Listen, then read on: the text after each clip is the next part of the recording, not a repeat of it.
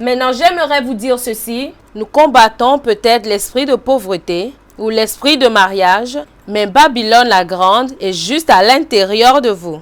De chasser certains esprits dans notre culte principal. Et vous étiez en train de regarder. Et la personne a dit, bon, je suis libérée. J'ai dit, non, tu n'es pas encore libéré. Viens ici que je prie pour toi encore. Je voudrais que vous fassiez très attention. Très attention avec ce qui se passe. Vous priez peut-être pour quelque chose, mais cependant, il y a un esprit de Babylone contre lequel vous combattez. La bonne nouvelle, c'est que lorsque l'ange de l'Éternel est apparu, il a annoncé que Babylone la grande peut tomber. C'est ça la bonne nouvelle. Maintenant, j'aimerais que vous voyez quelque chose ici, parce que lorsque nous allons prier, nous voulons renverser les tours de Babylone.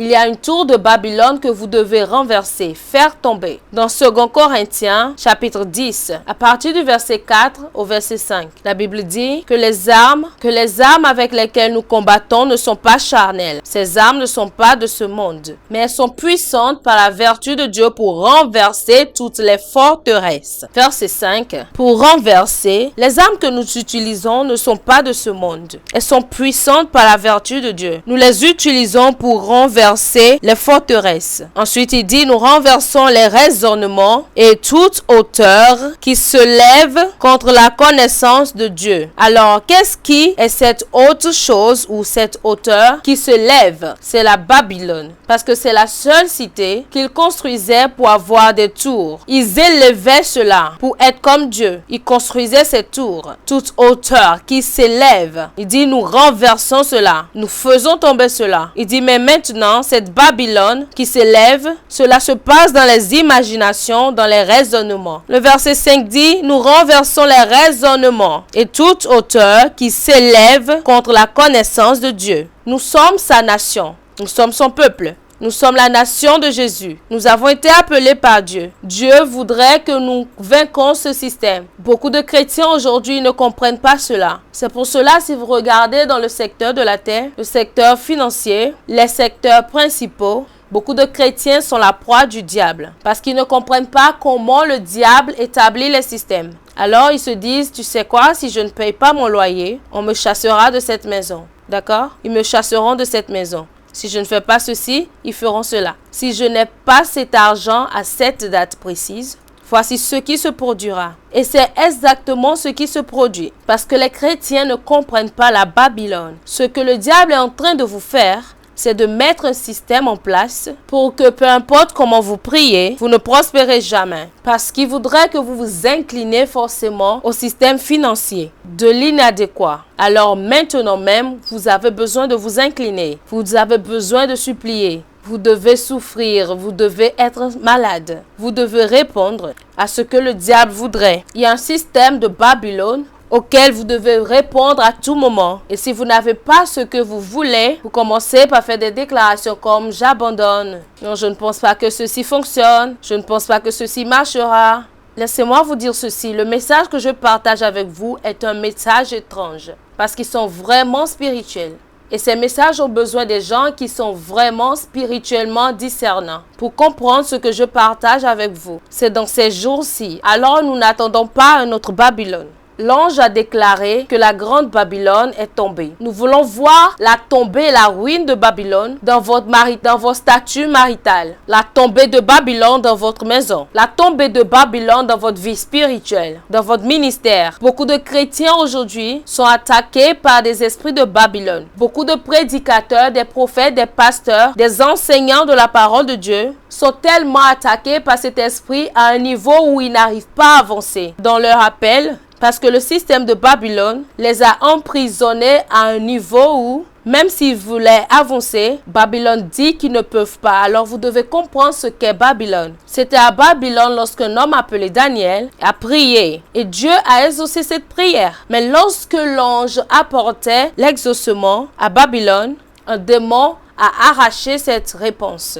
Ce n'est pas un esprit simple comme vous le pensez. C'est appelé Babylone la grande. Ça bloque les réponses des gens. Dieu les a déjà répondues depuis longtemps. Mais le miracle n'est pas arrivé dans la vie de cette personne. Parce que le système de Babylone a bloqué cela. Nous le brisons au nom de Jésus. Je dis nous brisons cela au nom de Jésus. Votre amen n'est pas fort. Je dis que nous le brisons au nom de Jésus-Christ. L'esprit Babel a fait beaucoup de choses que nous verrons dans la Bible. Mais aujourd'hui, j'aimerais simplement vous donner cette introduction. Lorsque vous comprenez qu'est-ce que Babylone, Babylone est un pays qui a été formé de toute la terre. Alors, elle représente tout esprit, toute race, toute tradition, toute langue. C'est pour cela que c'est très dangereux. Dieu est descendu. Lorsque Dieu est descendu, la Bible a dit qu'ils étaient tous confus.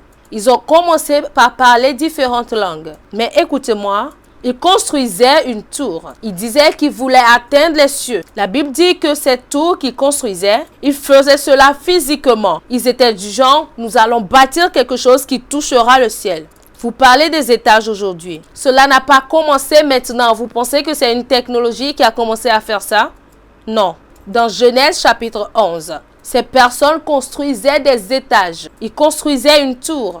Ils étaient volontaires que cette tour touche le ciel. Et lorsque Dieu a vu comment ils bâtissaient cela, il a dit que ces personnes étaient déterminées. Et cette chose qu'ils construisent, personne ne pouvait arrêter ce qu'ils faisaient. C'est pour cela que Dieu est descendu. Alors, il s'élevait, bâtissait quelque chose. Alors, premièrement, nous avons besoin de comprendre comment renverser la tour de Babylone. Alors, la première des choses, c'est de comprendre là où cela est bâti. Maintenant, la tour de Babylone peut être bâtie dans votre mariage, dans vos finances, dans votre raisonnement, dans votre église. Je l'ai vu. Je parlais à un partenaire leader. J'ai dit, celui-ci était mon fils avant. Il était vraiment actif, peut-être plus que vous. Et puis, il a l'habitude de dire, oh Père, si Dieu me bénit, je ferai ceci pour l'église. Je riais seulement, parce que vous ne connaissez pas les démons. Je ris seulement. Mais le truc, c'est que vous le dites vraiment de votre cœur. Si je reçois cette percée, oh mon Père, je ferai ceci pour l'église. Je ferai ceci. Est-ce que vous vous êtes déjà posé cette question? Qu'est-ce qui arrive à toutes ces personnes qui témoignent? Vous les avez entendues témoigner dans l'église. Comment ils sont devenus des milliardaires? Est-ce que vous les voyez encore après cela? Est-ce que vous les voyez? Ils sont peu nombreux qui restent, très peu nombreux. Mais 99%, ils s'en vont. Est-ce qu'ils avaient envie de partir? Non.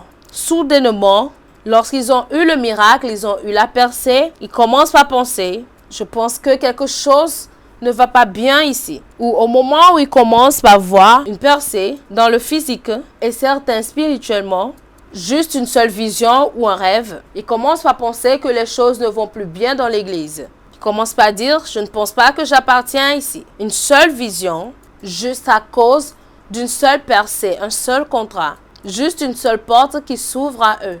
Est-ce qu'ils ont voulu partir? Qu'est-ce qui s'est passé? En ce moment, vous entendez ce que les réseaux sociaux disent concernant notre ministère et tout ce que les gens disent. Vous n'entendez pas cela? Mais un jour, vous allez entendre proprement. Parce que maintenant, il y a une percée ou parce que vous avez eu une petite vision. Oh, j'ai vu beaucoup de choses qui se produisent. Maintenant, je quitte. Parce que l'esprit de Babylone, qu'est-ce qui se passe lorsque l'esprit de Babylone vous vient? Cela ne vient pas d'une certaine manière. Pour que vous pensiez, non. Cet esprit vient dans une manière où vous commencez par dire, oh, je pense qu'ici, vous commencez à vous comparer, à vous égaler. Alors, j'ai vu ceci se produire. Lorsque je partageais avec vous conquérir le système, c'est très important de comprendre pourquoi beaucoup de prophètes échouent dans le ministère. Lorsqu'ils commencent à prophétiser, ils commencent à compter sur leurs dons. Ah, parce que je suis capable de prophétiser et ils ne prient plus. Laissez-moi vous dire la raison pour laquelle beaucoup de chrétiens se débattent et qui ne reçoivent pas les miracles. C'est parce que l'esprit de Babylone les a déjà pris d'assaut. Ils ne savent même pas. Ils ne savent même pas. Ils pensent que c'est divin. Oh papa, j'ai besoin d'une affaire. Les choses ne fonctionnent pas correctement. Les choses ne fonctionnent pas correctement? D'accord. Quelle est la raison? C'est pour cela que je vous ai dit, dans le livre de la nation de Jésus, vous connaîtrez la raison pour laquelle vos affaires doivent bien fonctionner. La plupart des motifs sont inspirés par l'esprit de Babel. Lorsque cela vient vers vous, vous ne voyez pas que c'est mauvais. Cela ressemble à quelque chose qui est beau. C'est beau. Très bien. Extraordinaire. Ça ressemble à une bonne idée. Mais le diable utilise cet esprit. Lorsque le démon de Babylone vient à un endroit, il bloque les prières des gens. Il apporte un lion. Il amène le feu. Et Dieu nous a envoyés pour détruire la tour de Babylone. L'esprit le plus notoire, c'est le démon de Babylone. Il se cache et les chrétiens ne le voient pas.